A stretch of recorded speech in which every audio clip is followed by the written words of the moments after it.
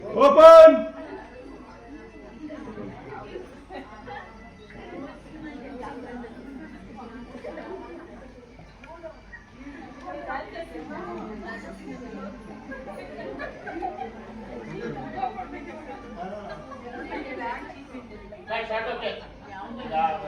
Action.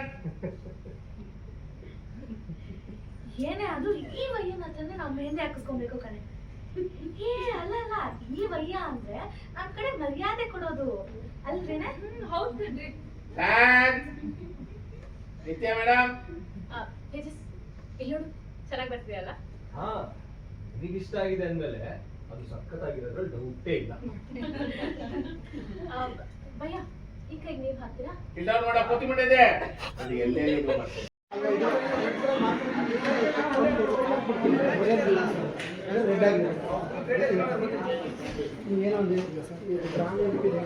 ಅದನ್ನೇ